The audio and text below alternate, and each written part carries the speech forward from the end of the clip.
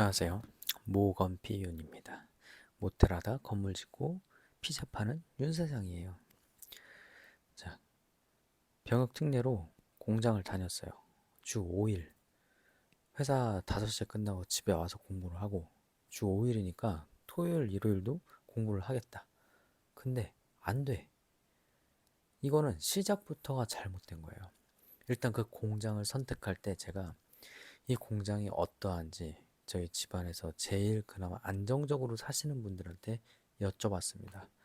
회사 조건은 이렇고 집에서 출퇴근까지는 1시간 이상의 시간이 걸리면서 월급은 얼마를 받고 시간은 이러이러하게 일을 한다.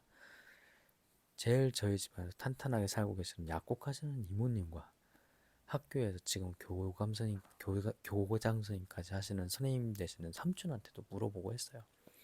근데 이 질문 자체도 잘못됐던 거죠. 왜냐하면 그분들은 그 일들이 무슨 일을 하는지 어떤 생활 패턴을 갖는지 모르시는 분들이었다는 거예요.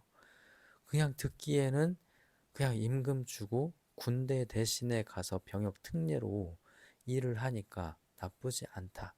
근데 안전한지는 봤니? 그건 거죠. 근데 공장 환경을 그냥 쾌적하고 현장 쭉 둘러보게 해준 이사도 나쁘지 않았어요. 그 21짜리 애가 고등학교 졸업하고서 솔직히 뭘 알겠습니까? 바로 출근을 했죠. 일은 너무 단순했습니다. 너무 단순했어요. 차근차근 다치지 않게 하느라고 일을 한 달 동안 여러 일들을 거치면서 배웠지만 솔직히 발전적인 것들은 하나도 없었다고 생각해도 됩니다. 공장에 젊은 사람들이 가지 않고 지금 3D 업종으로 외국인 노동자들이 오는 이유가 젊은 사람들이 발전이 없다라고 느끼기 때문이에요.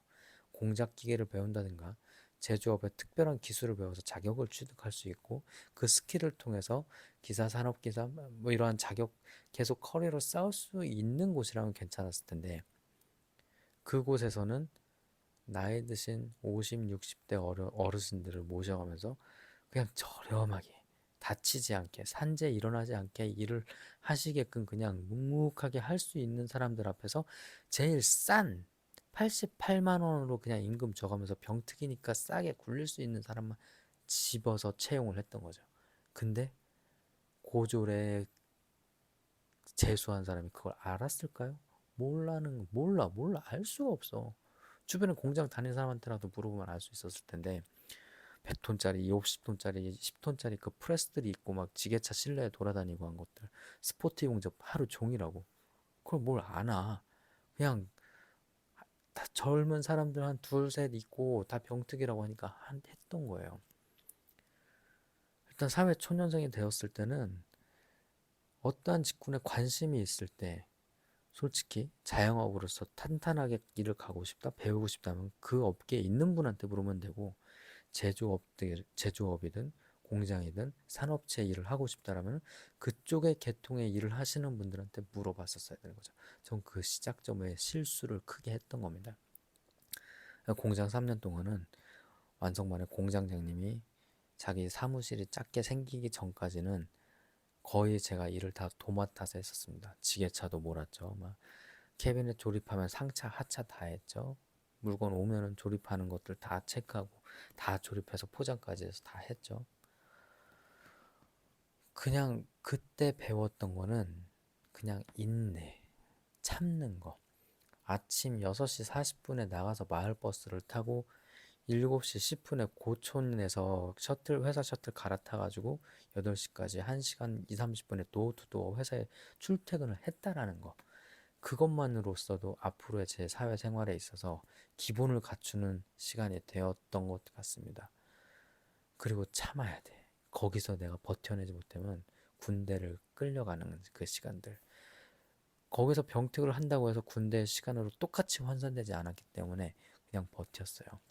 그리고 그 당시엔 진짜 우리 집이 월세방 살면서 순탄하지 않았기 때문에 88만 원 받으면서도 그때까지는 없었던 우리 세 가족 부모님과 저의 보험도 들고 보험도 생각하면 빡쳐.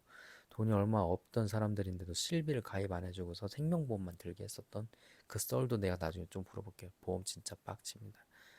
그렇게 해서 보험도 22만 원도 납부하면서 30여만 원을 거기다 그때 교회도 열심히 다녀서 11조도 냈어요.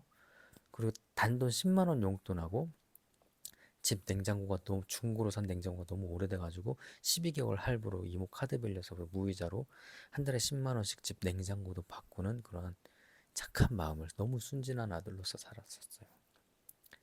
그러면서 월 30만 원씩 모았네.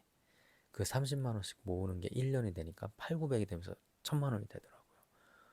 지금은 1000만 원의 소득이 되게끔 일을 하고 있지만 그때는 진짜 20대 초반에 3년에 거쳐서 1000만 원 모으는 시간을 가지는 20대 초반에 인내하는 시간이었다. 공장에선 그걸 배울 수 있었다. 근데 다시 얘기하지만 젊었을 때 공장을 간다는 건 자격을 갖추거나 기계를 배운다거나 시스템과 그 테크니컬한 걸 배우는 게 아니라면 단순 노무에 대한 조립, 젊은 사람들은 절대 가면 안 된다고 생각합니다. 차라리 보통의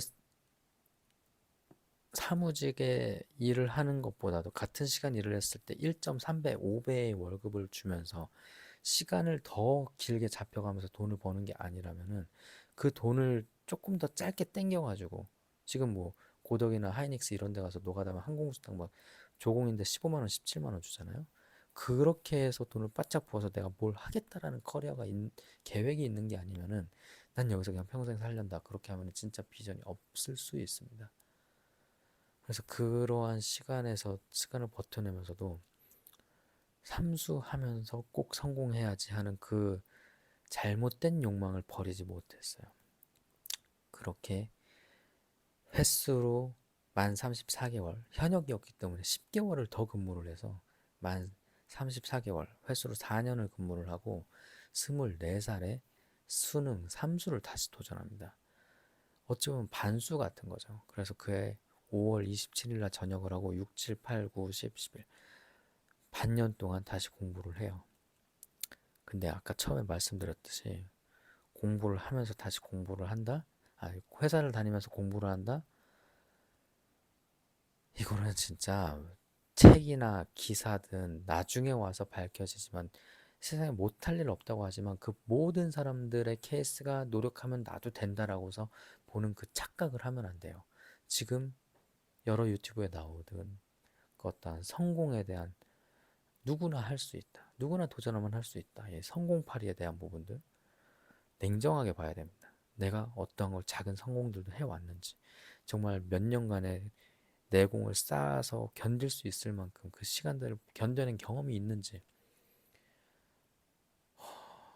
다시 돌아오면 절대 병특하지 않을 겁니다.